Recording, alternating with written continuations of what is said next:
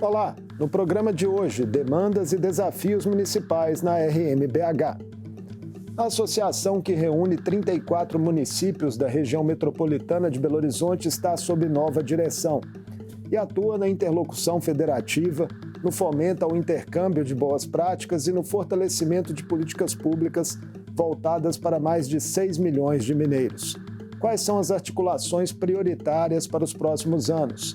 E como administrações de diferentes portes lidam com questões cotidianas comuns, na saúde, no transporte e em outras áreas. Eu converso com o prefeito reeleito de Nova Lima e presidente da Grambel, João Marcelo Diegues, do Cidadania. Bem-vindo, prefeito, um prazer recebê-lo no Mundo Político. Obrigado, Marco. Obrigado a todos que nos acompanham. Para mim é uma honra poder estar aqui batendo um papo sobre a nossa região metropolitana e também, claro, sobre Nova Lima. Alegria para nós recebê-lo, prefeito. O senhor ainda é bastante jovem, tem 33 anos, foi reeleito em Nova Lima com 85% dos votos e assumiu também recentemente esse comando da Grambel para os próximos 4 anos. Qual o tamanho dessa responsabilidade, prefeito, e como as experiências já vividas na política podem lhe auxiliar no exercício da função? Realmente iniciei essa trajetória política ainda muito jovem. Tive a oportunidade de ser vice-prefeito aos 24 anos em Nova Lima, aos 28 ter sido eleito mais jovem prefeito da minha cidade. E agora, aos 32 anos, no ano passado, uma reeleição com uma votação histórica que representa uma confiança muito grande da população no trabalho que a gente realizou ao longo desses 4 anos e, acima de tudo, aumenta a responsabilidade, né? Ter sido eleito com mais de 85% dos votos tem uma simbologia muito grande do quanto a cidade reconhece, mas também confia no projeto que a gente está desenvolvendo. E agora esse novo desafio poder ter sido eleito presidente da Grambel com apoio de unanimidade, o apoio de todos os prefeitos da região metropolitana, para um novo desafio que extrapola as fronteiras, né, de Nova Lima, e que agora apresenta características diferentes. Eu tenho defendido assim, que a Grambel tem um grande desafio de se articular, mas respeitando as identidades, as características de cada um desses municípios. E acho que na vida da gente, a gente aprende todo dia, só não aprende quem não tem humildade. É isso que faz a gente crescer dia após dia, nos desafios que nos são colocados, e é dessa forma que eu encaro esse novo mandato à frente da Prefeitura de Nova Lima e também na frente da Associação dos Municípios da Região Metropolitana de Belo Horizonte, a Grambel. Prefeito João, e quais são, na sua avaliação, os principais desafios atuais em políticas públicas na região metropolitana de BH, que é a terceira maior aglomeração urbana do Brasil? Nós temos grandes desafios, mas tem aqueles que chamam mais atenção no mundo de hoje. O primeiro deles, indiscutivelmente, que é pauta em toda a reunião da Grambel, quando os prefeitos se encontram, é a questão do transporte coletivo metropolitano. Né? Os prefeitos são aqueles que estão em contato com a população no dia a dia. Muitas vezes a gente dá conta de fazer o dever de casa e ter um transporte municipal bem resolvido, mas a gente sofre ainda com desafios, com melhorias que a gente precisa ter em vários aspectos no transporte metropolitano. Outro grande desafio que eu posso aqui citar é a questão das pessoas em situação de rua.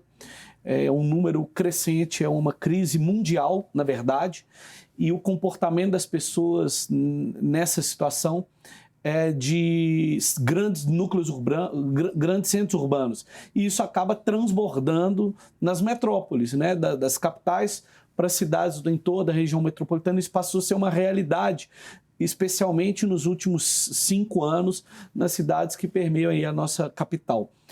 Posso citar aqui também outros pontos específicos que dependem de articulação, como questão da saúde, da regulação, questão da CEMIG e Copasa no relacionamento com o governo do Estado. Eu acho que essas são pautas relevantes. Quando eu falo de transporte público, impossível deixar de falar também sobre mobilidade urbana, né? E são temas que nunca faltam na mesa das discussões da Grambel. Como que os governos estadual e federal entram, né, no enfrentamento dessas questões e se há atualmente impasses, dificuldades nessa relação desses outros entes com as prefeituras? Primeiro que a gente tem buscado ter uma relação construtiva, tanto com o governo federal como com o governo estadual. Eu acredito que é o diálogo que vai nos ajudar a encontrar soluções, e não a guerra, o embate, enfim. Esse é o caminho que eu tenho optado. Essa polarização política no Brasil, o senhor tenta passar ao largo dela? Eu acho que essa polarização ela é mais sangrenta do que do aspecto ideológico, do que de solucionar os problemas que a gente tem. Quando chove e inunda uma cidade da região metropolitana, ou melhor, 2, 3, 4, não interessa se o governo ali é um governo de extrema esquerda, extrema direita, a cidade está inundada e a gente tem que encontrar as soluções de macrodrenagem, que é uma outra grande discussão nossa. Então, a posição tanto dos prefeitos, de uma maneira geral, quanto institucionalmente da Granbel, não pode estar atrelado a essa polarização, como eu disse aqui, no modo de dizer, né, sangrenta, que vive esse embate ideológico, que nós, prefeitos, que carregamos esse papel de ser o síndico de um município, de resolver os problemas, não podemos ser contaminados por ele, porque a grande verdade, ele não resolve o problema do dia a dia da população, né? Então, essa relação que a gente estabelece com os governos, independente do governo federal, do governo estadual, é no sentido de ser uma relação construtiva, de soluções. Um exemplo maior que eu posso citar aqui, e já falei, é a questão do transporte coletivo metropolitano, que o contrato é do governo do estado. Se a gente não tiver capacidade de sentar na mesa, dialogar, compreender onde a gente pode melhorar, como os municípios podem contribuir também, e são vários aspectos. A gente está tendo agora um avanço positivo, é o maior aumento, é a maior renovação de frota que já teve no transporte metropolitano, mas tem outras pautas que a gente precisa avançar, como, por exemplo, a integração metropolitana. O senhor, inclusive, é um defensor, né, dessa integração. Já vi manifestações em entrevistas anteriores. A implementação de um bilhete único na região é viável, prefeito? Ela é viável, é possível de acontecer. Ela tem o interesse da Granbel, tem interesse dos municípios e tem interesse do governo do estado. Tem que ter o interesse da concessionária também. E o interesse dessa concessionária passa muito por uma questão matemática. Tem que ter viabilidade financeira disso acontecer. Então, a gente vai precisar necessariamente estabelecer uma governança para ter uma integração tarifária, um bilhete único, porque hoje o cidadão ele paga um bilhete de Nova Lima para Belo Horizonte, depois pega um outro bilhete de Belo Horizonte para Ribeirão das Neves, que é uma outra operação, um outro sistema. Isso dificulta a vida do cidadão, ele paga mais caro. Para a gente facilitar isso, a tecnologia ajuda, mas ao custo também, e a gente vai precisar, de maneira técnica, colocar os números na mesa, entender através de uma câmara de compensação quanto isso custa, quanto os municípios dão conta de entrar financeiramente nisso ou não. Tem outras regiões metropolitanas que já adotam, né? Pode ser uma experiência, né, também a ser observada. Com certeza, eu tenho ouvido falar sobre boas experiências em Recife, Goiânia, Vitória. Ouvi falar muito bem dessas 3 capitais. A gente está com interesse de visitá-las para conhecer esse modelo, mas é fundamental existir a vontade da parte de todos. Se algum desses 3 pontos que eu falei aqui, estou citando aqui... Dos concessionários, o senhor sente nos contatos que o senhor já teve abertura ao debate? Eu tive uma reunião agora recente com o Sintran, que é presidido pelo Rubens Lessa. Nessa reunião participou o governo do estado, participou deputado, a agência metropolitana, e a sinalização foi positiva. Nessa reunião manifestou-se claramente a boa vontade, tanto que a ideia nossa é desdobrar agora num grupo técnico para exatamente para os estudos. Não adianta ficar também só no discurso político, né? Já que existe essa boa vontade de todas as partes, o que a gente não pode é perder tempo. É jogar tempo fora. Foi o que deixamos claro na reunião. A gente não quer ficar aqui fazendo esforço para melhorar a condição do transporte metropolitano para a população, ouvir aqui politicamente uma fala de que há interesse e na hora de sentar na mesa a coisa não avançar. E todos concordaram com isso. Então agora a gente tem condição de desdobrar num grupo técnico para aprofundar, para estudar sobre o tema e ver se é viável. Há nesse momento também né, um debate público efervescente, prefeito João, sobre a proposta do governo de Minas de concessão de rodovias da região metropolitana de BH à iniciativa privada. Aí muitas vozes, né, do meio político, movimentos da sociedade civil organizada têm feito críticas aos possíveis efeitos da medida para a população que transita diariamente entre as cidades. Qual que é a sua visão, né, hoje sobre a proposta, os impactos que essa cobrança de pedágio poderia trazer? Esse é um assunto que desde o primeiro dia eu, como presidente da Granbel, acionei todos os prefeitos impactados para ouvi-los e para entender como a Granbel institucionalmente se posicionaria. Acontece que nós temos prefeitos que não se posicionaram, ok, respeito, e tem prefeitos que manifestaram veemente contra e outros apresentando aspectos prejudiciais para a população, o custo de vida que já é muito caro, a gente sabe, e outros que se posicionaram a favor, entendendo que aquilo vai trazer um desenvolvimento que é aguardado há tanto tempo. Nessa condição, eu percebo que não há uma unidade entre os prefeitos impactados. Então, eu não me sinto confortável como presidente da Granbel de me posicionar que eu sou a favor da concessão do vetor norte ou o contrário, porque não há essa unidade, um posicionamento meu seria uma tendência da Granbel. Agora, o que eu posso posicionar é que nós somos contrário à PEC que proíbe concessões na região metropolitana. Eu acho que a gente não pode pegar um caso específico e generalizar. A gente tem que estudar caso a caso. Tem uma preocupação ali com a quantidade de praças, a Assembleia já fez, inclusive, audiências públicas a respeito. O governo do Estado até apresentou uma justificativa para essa quantidade de praças, numa lógica que, ao invés de você pagar, por exemplo, né, R$15 em uma única praça, e a pessoa que está logo naquele entorno ali, rodando pouco, paga o mesmo preço de quem roda de uma ponta a outra, você teria praças com preços reduzidos para justificar de acordo com o deslocamento. É uma discussão sobre o modelo de pedágio, mas é o que eu tenho dito. A gente não pode pegar esse caso específico e generalizar e falar, na região metropolitana está proibido concessão. Isso eu não concordo, eu acho que a gente tem que entender cada situação e poder avaliar. Uma agência reguladora poderia ajudar na gestão? Acho que isso é muito positivo, muito favorável. Tem uma proposta, né, para criar a Artemig, que está em tramitação aqui na Assembleia. Essa é uma proposta que a gente apoia e que a gente acha que é muito positivo para avançar na regulação dessas concessões. Na saúde, prefeito, quais são os maiores gargalos hoje dentro da Granbel? Na saúde, a gente tem hoje um gargalo que o prefeito será empossado agora, Álvaro Damião, de Belo Horizonte, tem sinalizado extremamente sensível às discussões da região metropolitana. É importante fazer esse reconhecimento ao prefeito Álvaro Damião, porque é uma mesma postura que o prefeito Fuad vinha trazendo e que, por vezes, faltava isso de Belo Horizonte na Granbel. Que é impossível discutir melhorias no processo de regulação que hoje é feito pela capital sem ter Belo Horizonte sensibilizada disso, né?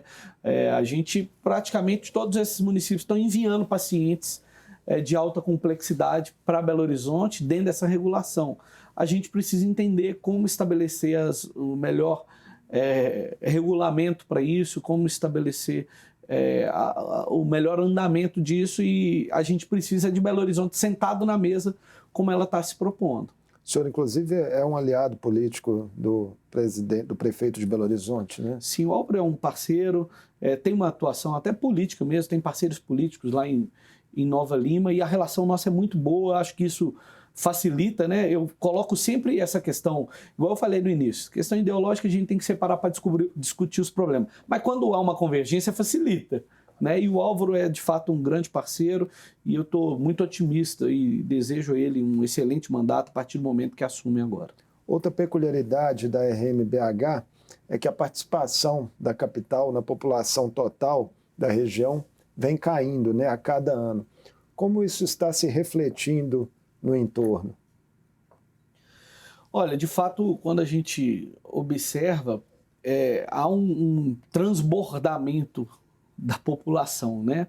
E isso acaba trazendo impactos sociais e econômicos de toda a natureza. Quando eu olho para Nova Lima tem uma característica completamente diferente, uma cidade que teve um crescimento mais de 30% da população em relação ao último censo que não reflete, por exemplo, a nossa capital, né? Agora, o que acaba é que gera impactos esse movimento populacional, né? E a Granbel, ela tem que se articular para compreender esses impactos e saber enfrentá-los. Ao ser empossado na Granbel, o senhor sinalizou para a criação de grupos de trabalho específicos, né, para atender às necessidades de municípios com características semelhantes. O quão distintas são essas realidades, né, dos pequenos municípios e das grandes metrópoles na região, e qual que é a importância desse recorte organizacional para o encaminhamento do trabalho? Bom, quando a gente olha uma região metropolitana como a nossa, que tem 34 municípios, com diferentes características, alguns são territorialmente muito grandes, outros menores, outros são economicamente muito fortes, outros nem tanto, outros têm uma população enorme e essas características elas vão se misturando, né? O que a gente quer é entender que quando municípios com afinidades sentam na mesa, eles têm mais facilidade de enfrentar aquilo em determinadas discussões do que quando 34 estão juntos. Claro que a unidade dos 34 é fundamental. E você vai ter aí cidades com 600 mil habitantes? Como a gente tem cidade com 20 mil. 500 mil habitantes, né? Exatamente, como tem cidade com 20 mil. Como cidades altamente industrializadas e cidades que dependem do FPM para sobreviver, né? Então, são características distintas numa mesma região. O que a gente quer é aproximar esses de característica, e aí fala-se muito no G10, que seriam aqueles que fazem divisa com a capital. Mas a ideia não é exclusiva ao G10, a ideia também é reunir, por exemplo, esses de população de menos de 20 mil habitantes. Quais são os desafios que eles enfrentam? Arrecadação, eles estão sofrendo forte impacto com folha, estou supondo aqui, e com os pisos que têm surgido e crescido ao longo dos anos. Como que a gente pode articular eles dentro da região metropolitana para enfrentar esses desafios? Isso, por outro lado, não pode gerar, presidente, algum tipo de concorrência entre representações, digamos assim, dentro da própria região? É claro que isso pode gerar, e é fundamental que os prefeitos compreendam exatamente esse movimento. A gente tem uma Granbel, que é uma associação que há 50 anos luta e defende os interesses da região metropolitana e que hoje é composta por 34 municípios. Surge naturalmente o sentimento de grupos de municípios de se unirem por questões similares. É fundamental que essa união ocorra dentro da Granbel, dentro de uma estrutura que já está consolidada ao longo dos anos. Se isso não ocorrer dessa forma, aí está o grande risco de um surgimento de novas associações, de uma disputa que não tem sentido, que geraria, aí sim, enfraquecimento de determinados grupos. Agora, quando a gente tem dentro da Granbel grupos específicos, é natural. A gente pode reunir para discutir os problemas, por exemplo, dos municípios que estão sofrendo com, talvez, atendimento da Copasa. E isso não significa que são todos. Às vezes pode ter um de 600 mil habitantes, um de 30 e outros não. Mas são temas que são convergentes. E isso facilita a discussão numa mesa quando você tem os grandes interessados nisso, né? E é claro, tem aqueles temas que dizem respeito a toda a região metropolitana, a articulação do desenvolvimento econômico, e isso a gente tem que continuar fazendo, os 34 municípios unidos. Agora, a gente internamente se organizar em determinados grupos técnicos específicos não pode ser visto como prejudicial. Tem que ser enxergado como uma forma de fortalecer a atuação que a gente quer ter enquanto associação. O senhor tocou na questão de arrecadação, né? Nós tivemos no Brasil uma recente reforma tributária, né, com efeitos aí que são projetados mais a médio e longo prazo. Como que as prefeituras viram essa proposta, né, que foi aprovada em Brasília? Essa é uma proposta que ainda traz preocupações, né? Ela não foi efetivada. Eu vou trazer o exemplo aqui de Nova Lima, que é uma cidade mineradora e que passa por um processo de diversificação econômica. Hoje a gente já tem o ISS pela primeira vez na história como maior fonte de arrecadação do município, que representa 26% do nosso município, da arrecadação do nosso município. Agora a gente vai passar por uma centralização dos impostos que será depois distribuído, tendo como principal critério o fator populacional. Ou seja, a sensação é que nós que estamos fazendo dever de casa de diversificar a nossa economia para gerar outras fontes de arrecadação e o município sobreviver, mas que tem uma população menor, estamos sendo punidos. Ao passo também que a gente compreende que a reforma vem num processo de simplificação tributária, que era tão necessária no nosso país. Então ela ainda... É um projeto extremamente complexo. Exatamente. Né? Então ela ainda traz inseguranças, né? Estou trazendo aqui a análise minha como prefeito de Nova Lima de quem tem uma preocupação com o futuro de um município que está buscando fazer o dever de casa, diversificar sua economia, porque a gente sabe que a mineração não é para sempre. Já conseguimos avançar, hoje é 26% ICMS, 26% ISS e 23% ICMS. A CEFEM, que é o royalty da mineração, representa 12%, mas a gente tem essa preocupação a partir, né, da unificação e do critério prioritário ser o populacional. Ainda dentro desse tema de arrecadação, no ano passado a Granbel encampou articulações para tentar convencer o governo de Minas e a Assembleia aqui por uma revisão dos critérios, né, de redistribuição da fatia educacional do ICMS. O caso foi parar no STF. Qual que é a expectativa que vocês têm de possíveis desdobramentos nessa questão? A questão que chega a Granbel é a seguinte: nesse novo modelo, nesses novos critérios, há uma perda significativa para 170, se não me engano 170, não lembro o número exato de municípios, mas que representam ali, representam 70% dos alunos da nossa rede. Então, você tem 600 municípios que cresceram 600 e tantos municípios cresceram o ICMS da educação, que ele não é carimbado para a educação, inclusive ele pode ser utilizado para as outras fontes, e que os municípios que estão sofrendo grandes perdas são aqueles que têm o maior número de alunos que demandam maior necessidade de investimentos. Eu tive a oportunidade de conversar com o presidente Tadeuzinho, que me atendeu prontamente, disse que de fato, e ele tem razão, a questão está judicializada, né? A ministra Carmen Lúcia já sinalizou o papel do Supremo, que vai discutir se é constitucional ou não, e que ela não vai emitir liminar, ela vai encaminhar ao pleno, e o pleno vai fazer essa avaliação.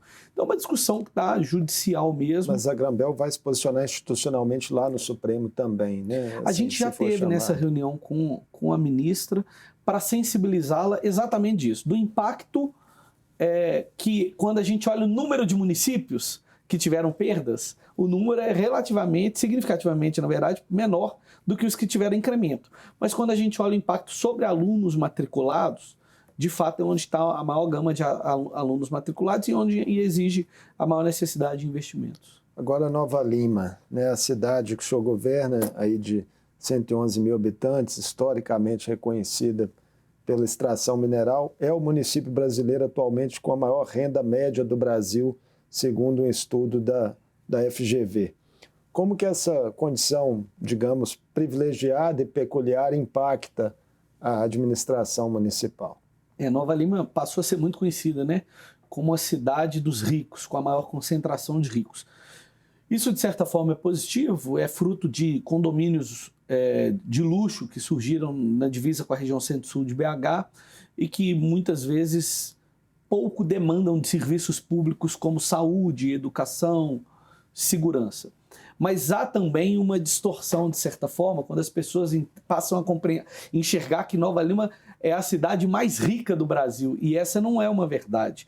Se a gente considerar, por exemplo, a arrecadação do município por número de habitantes, Nova Lima não está entre as 50 de Minas Gerais. Então criou uma falsa distorção que é a prefeitura mais rica. Não, a maior concentração de ricos. Não estou reclamando da arrecadação do município, não. Nós temos uma boa arrecadação por conta da atividade minerária, mas se a gente fizer um cálculo por habitante, repito, não estamos entre as 50 de Minas Gerais. Por que eu estou dizendo isso? Porque eu defendo que o verdadeiro troféu de Nova Lima não é ser a cidade dos ricos, mas é ser 7º lugar no Brasil em sustentabilidade fiscal, segundo o ranking de competitividade dos municípios. Por quê? Porque isso é gestão pública. Sustentabilidade fiscal é ter um governo que preocupa com as contas, que preocupa com o controle dos gastos para ter capacidade de investimento. Esse é o troféu da prefeitura. Se a prefeitura está tendo condição de realizar investimentos importantes ao longo dos últimos anos, não é só porque tem uma boa arrecadação, mas é porque tem uma gestão fiscal austera e eficiente. E esse, para mim, é o verdadeiro troféu. Claro que os ricos são bem-vindos à nossa cidade, como todo mundo. A cidade é acolhedora, mas o troféu nosso é esse. Na parte social, o senhor já tocou, né, na preocupação com a população de rua. Parece que tem um déficit habitacional na cidade para ser resolvido também, né? Esse é um dos grandes desafios de Nova Lima.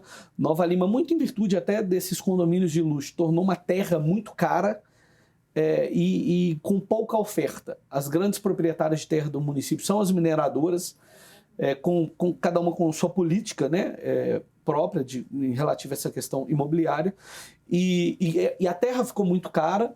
E o problema habitacional passou um grande desafio nosso. Não só o habitacional de interesse social, mas até mesmo de classe média. Então esse é um grande desafio que a gente tem buscado enfrentar, seja através de programas como o do governo federal, Minha Casa Minha Vida, seja através de acordos, como a gente tem feito um agora com a mineradora Anglo Gold. Estamos muito próximos de assinar um acordo extremamente interessante, onde áreas onde ela não realizou a contenção imobiliária e foram realizadas ocupações irregulares, o município vai entrar com a urbanização e regularização dessas áreas, desde que, para cada 1 metro que a gente assuma, eles disponibilizem 1 metro equivalente para novos programas de habitação. Então é uma pauta que a gente tem enfrentado, é um grande desafio que a gente tem no nosso município. O senhor já tocou na diversificação econômica também. É a maior preocupação a médio e longo prazo para o município? A médio e longo prazo, indiscutivelmente, é uma grande preocupação. A gente já tem atuado muito nisso.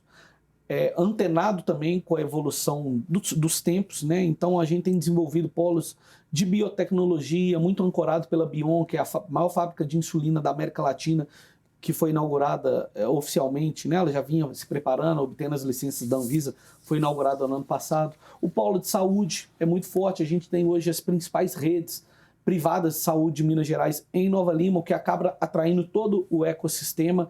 A questão também da tecnologia e inovação. Nova Lima tem sido um polo de startups, agora recente, exatamente esse ano, a partir da regulação das casas de apostas, fizemos um movimento de atração de casas de apostas que vai gerar um incremento na nossa arrecadação. Isso é diversificar a economia e programas que preparem a nossa mão de obra para isso. Hoje a gente tem o maior programa de qualificação técnica da história da cidade. Hoje a gente tem a primeira escola de programação e robótica para jovens e adultos pública do Brasil, para formar exatamente o programador que vai estar trabalhando nessa casa BET. Ou seja, a gente tem que contribuir de toda forma para que o ambiente de negócio seja favorável a essa diversificação econômica que a gente tanto aguarda.